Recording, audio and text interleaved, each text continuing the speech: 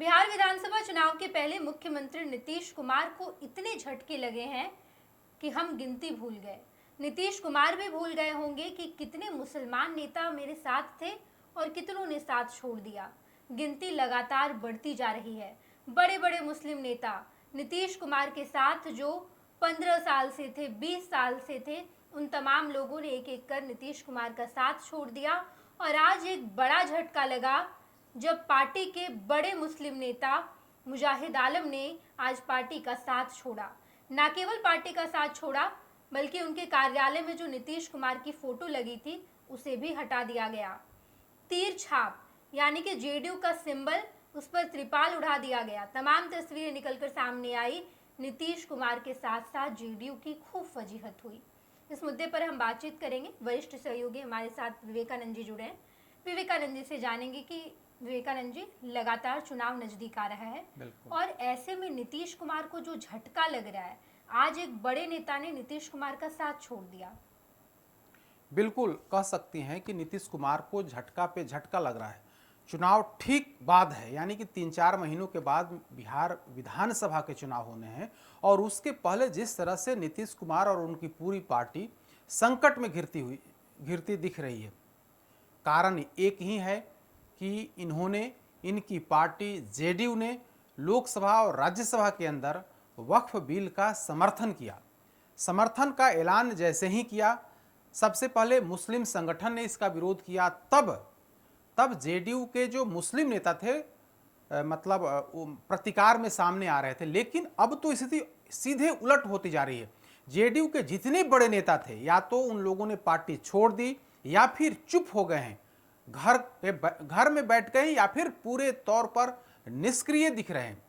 आज जिस तरह से मास्टर मुजाहिद आलम, सीमांचल का बड़ा चेहरा, पूर्व विधायक, जेडीयू के पूर्व विधायक और किशनगंज लोकसभा क्षेत्र से पार्टी के प्रत्याशी रहे 2024 के लोकसभा चुनाव की अगर बात करें तो मास्टर मुजाहिद आलम जेडीयू प्रत्याशी थे किशनगंज से, और इन्हें लगभग 3,43,000 मत आए थे। किशनगंज जैसे क्षेत्र में जो मुस्लिम बहुल आबादी है, जो मुस्लिम बहुल क्षेत्र है, वहां पर जेडीयू बीजेपी के उम्मीदवार मास्टर मुजाहिद आलम को लगभग 3,43,000 मत मिले थे और ये दूसरे नंबर पर रहे थे। यानी कि हार का सामना जरूर करना पड़ा, लेकिन ये दूसरे नंबर पर रहे थे। उस शख्स, उस बड़े नेता ने आज नीतीश कुमार का साथ छोड़ दिया है। सिर्फ साथ ही नहीं छोड़ा है, बल्कि जेडीयू और नीतीश कुमार के चेहरे से घृणा होने लगी है। उन्होंने नीतीश कुमार की तस्वीर को हटा दिया, जो उनका चुनाव चिन्ह है तीर छाप, उस पर तिरपाल उड़ा दिया। तो आप कह सकती हैं कि चुनाव से ठीक पहले, बिहार विधानसभा चुनाव से ठीक पहले नीतीश कुमार बुरे तौर पर फंसते हुए दिख रहे हैं। सिर्फ फंसते हुए नहीं, बल्कि जो उनके मुस्लिम चेहरे थे, चाहे वो गुलाम रसूल बलियावी हों, जो पार्टी के राष्ट्रीय महासचिव हैं, उन्होंने बगावत कर दिया है। उसके अलावा गुलाम गौस, जो जेडीयू के, जो पार्टी के एमएलसी हैं, वे बगावत किए हुए हैं और अभी कुछ दिनों से वे चुपचाप बैठे हुए हैं। यानी कि बगावती सुर लगातार जारी है। गुलाम रसूल बलियावी ने खुल करके नीतीश कुमार के खिलाफ मोर्चा खोल दिया है और उनके बारे में भी कभी भी खबर आ सकती है कि गुलाम रसूल बलियावी ने इस्तीफा कर दिया है। गुलाम गौस चूंकि एमएलसी हैं, अगर वे पार्टी से बगावत करते हैं तो उनकी सदस्यता जा सकती है। अगर सदस्यता जाने का डर नहीं होता तो शायद वे भी पार्टी को छोड़ सकते थे, नीतीश कुमार का साथ छोड़ सकते थे। तो बड़ा सवाल यही है कि आखिर नीतीश कुमार किस संकट में घिरते जा रहे हैं। आप देखिएगा तो 2020 के विधानसभा चुनाव के अंदर भी जब बीजेपी जेडीयू का गठबंधन था, तब नीतीश कुमार ने 11 मुस्लिम कैंडिडेट्स उतारे थे। हालांकि उसमें से किसी की जीत नहीं हुई थी, सभी कैंडिडेट्स हार गए थे। तब नीतीश कुमार ने जो बसपा से कैंडिडेट जो जीते थे, जमा खान, उन्हें पार्टी में लिया था और कैबिनेट में शामिल कराया था। तो जमा खान आज साथ हैं, चूंकि नीतीश कैबिनेट में मंत्री हैं, उनकी मजबूरी है कि साथ रहना है, वरना उन्हें भी साथ छोड़ना पड़ सकता है। लेकिन बाकी के जो नेता हैं वो या तो पार्टी से बाहर जा चुके हैं या फिर पार्टी के अंदर हैं तो चुपचाप बैठे हुए हैं, सामने नहीं आ रहे हैं। यानी कि वे घर में बैठे हुए। हमने 2-3 नेताओं का नाम लिया कि किस तरह से पार्टी के खिलाफ मोर्चा खोले हुए हैं। कई अन्य ऐसे नेता हैं जो चुप बैठे हुए हैं या फिर निष्क्रिय हो गए। तो चुनाव से ठीक पहले जेडीयू को झटके पे झटका लग रहा है। जेडीयू बीजेपी के साथ लंबे समय से रही है, लेकिन इस हालात से कभी जेडीयू गुजरी नहीं है। भाजपा के साथ रहने के बाद भी कई ऐसे विधानसभा क्षेत्र हैं जहां लोकल वजह रहे या फिर जो भी वजह रहे, कुछ प्रतिशत वोट जेडीयू कैंडिडेट को मिलता था। लेकिन इस बार जिस तरह से मुस्लिम वोटर्स में नाराजगी है, मुस्लिम समाज में वक्फ बिल को लेकर, वक्फ कानून को लेकर के नाराजगी है, मुसलमानों का कहना है कि नीतीश कुमार को कम से कम इस बिल का समर्थन नहीं करना चाहिए था, लेकिन इन्होंने इस बिल का संसद के अंदर समर्थन करके हम लोगों का भरोसा और विश्वास जो है नीतीश कुमार खो चुके हैं। तो वैसी स्थिति में चुनाव है, ठीक आने वाले कुछ दिनों में चुनाव है, और जिस तरह से मुसलमानों का गुस्सा भड़क गया है, मुस्लिम नेता अब जेडीयू के अंदर रहना नहीं चाहते हैं, जो हैं भी वे निष्क्रिय बन बैठे हैं। तो वैसी स्थिति में आगामी जो चुनाव होने हैं उसमें निश्चित तौर पर आप कह सकती हैं कि नीतीश कुमार पूरे तौर पर घिरते हुए दिख रहे हैं और इसका सीधा नुकसान उन्हें उठाना पड़ सकता है। बिल्कुल विवेकानंद जी, अगर प्रदेश स्तर पर बात करें तो कई सारे बड़े नेताओं, मुस्लिम नेता नीतीश कुमार का साथ छोड़े, लेकिन जब आप प्रखंड स्तर पर, जिला स्तर पर बात करते हैं, वहां तो ऐसे सैकड़ों नेता है जो नीतीश कुमार का साथ छोड़ दिए। और जब हम चुनाव के लिहाज से देखते हैं, बिहार में 2025 में जो विधानसभा चुनाव होने वाला है, कुछ ही महीने का वक्त रह गया है, और ऐसे में यही जो प्रखंड स्तर या जिला स्तर के नेता हैं, इनकी पकड़ अगर मजबूत रहेगी तो ही वोट मिल पाएगा। ऐसे में क्या ये कहा जा सकता है कि नीतीश कुमार के हाथ में जो अल्पसंख्यक का वोट था, जो मुसलमान का वोट था, बिल्कुल चला गया है? देखिए, नीतीश कुमार इस बात को बार बार कहते हैं कि हमने किसी धर्म के से अलग होकर के काम नहीं किया, बल्कि हमने जो काम किया, वो जो विकास के काम किए, हमने सबके लिए किया है। हिंदू, मुसलमान, अगड़ा, पिछड़ा, दलित, महिला, सबके लिए हमने काम किया है। मुसलमानों के लिए भी हमने काफ़ी काम किया। हमें याद है कि कुछ दिन पहले ही उन्होंने कहा था कि भाई मुसलमानों के लिए हमने काफ़ी काम किया है। आप 2024 लोकसभा चुनाव देख लीजिए, इसी मास्टर मुजाहिद आलम के चुनाव प्रचार के दौरान किशनगंज में नीतीश कुमार ने कई जनसभा किया था और उन्होंने कहा था कि हमने मुसलमानों के लिए काफ़ी काम किया है। उन्होंने कई योजनाओं को गिनाया कि मैं जब सरकार में आया, मुझे जब काम करने का अवसर मिला, मौका मिला, तो हमने कई काम किए। कब्रिस्तान की घेराबंदी हो, मुसलमानों के में शैक्षणिक विकास हो, शैक्षणिक दृष्टिकोण से वे कैसे आगे बढ़ें, इस पर हमने काम किया। कब्रिस्तानों की घेराबंदी कराई और खास तौर पर उन्होंने कहा कि मेरे राज में हिंदू मुस्लिम दंगा समाप्त हो गया है। मुसलमानों पर जुल्म ढाने वाले भागलपुर दंगा पीड़ितों को हमने न्याय दिया है और जो आरोपी थे उनको सजा तक उनको हमने दिलवाने का काम, यानी कि हमारी सरकार ने दिलवाने का काम किया। तो नीतीश कुमार काम गिनाते हैं, लेकिन एक बात जरूर कहते हैं कि हमने आपके लिए काम किया, लेकिन आप लोगों का भरोसा, पूर्णतया भरोसा हम पर नहीं होता है। वोट के समय, चुनाव के समय आप लोग वैसे दल को वोट कर देते हैं जिसने सिर्फ और सिर्फ आपको वोट बैंक समझा, आपके विकास के लिए कोई काम नहीं किया, जबकि हमें जब मौका मिला तो हमने विकास के काम किए हैं।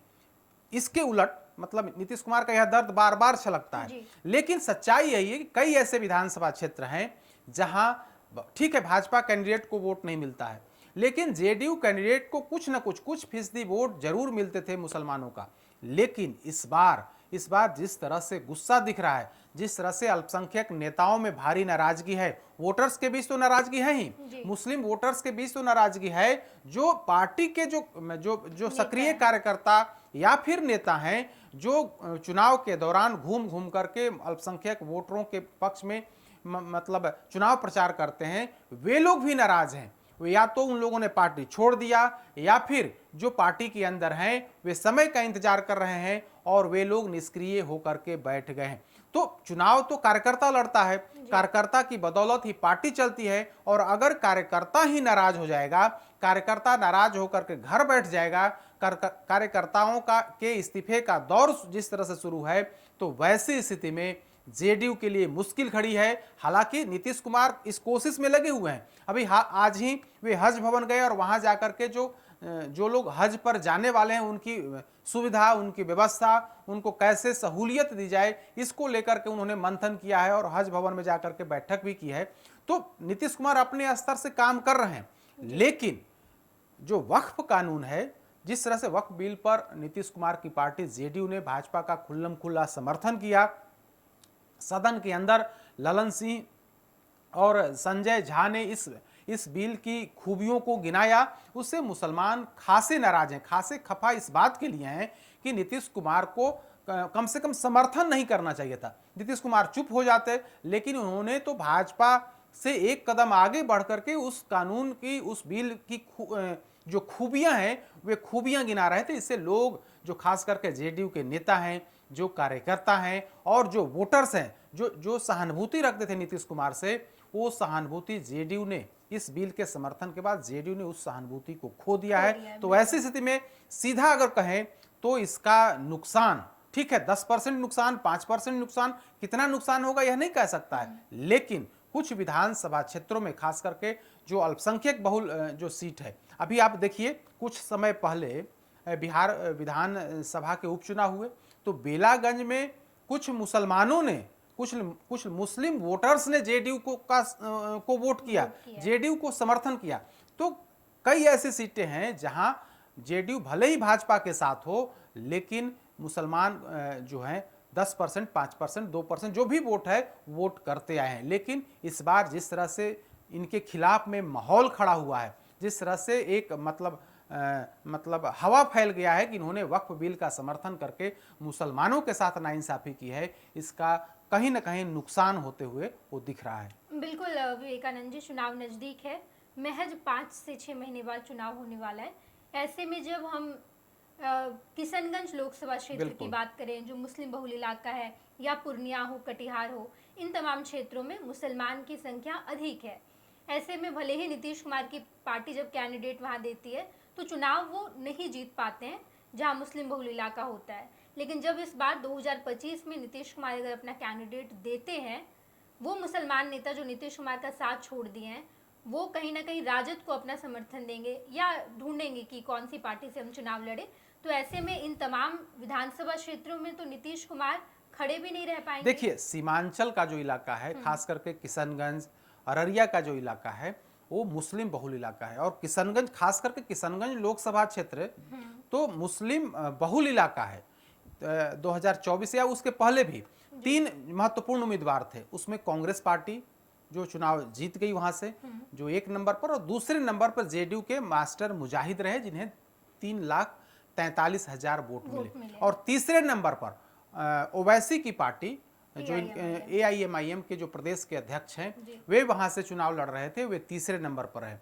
और कोचा धामन, जहां से मास्टर मुजाहिद पूर्व मतलब वहां से विधायक रहे हुए हैं, तो उस क्षेत्र पर, मतलब वो जो विधानसभा क्षेत्र है, तो 2020 में उस क्षेत्र पर AIMIM के ही विधायक कैंडिडेट चुनाव जीते थे, और उस क्षेत्र में अररिया और किशनगंज को मिला करके AIMIM के 5 जो कैंडिडेट थे वे 2020 में चुनाव जीते थे। तो उस इलाके में जो मुस्लिम बहुल इलाका है, वहां पर AIMIM का भी प्रभाव है, कांग्रेस पार्टी के वहां पर सांसद हैं ही, RJD का प्रभाव है, और जेडीयू इस कोशिश में रहती थी कि मुस्लिम उनके तरफ आए, चूंकि उन्होंने मुसलमानों के लिए काम किया है। नीतीश कुमार उस क्षेत्र में लगातार जाते रहे हैं, जनसभा करते रहे हैं, बताते रहे हैं कि हमने आपके लिए बहुत काम किया है, जब से उनको काम करने का आपने अवसर दिया है, लेकिन उस हिसाब से आप वोट नहीं करते, फिर भी मैं आपके लिए उसी तरह से काम करते रहूंगा। मास्टर मुजाहिद उस क्षेत्र के एक बड़े कद्दावर नेता थे,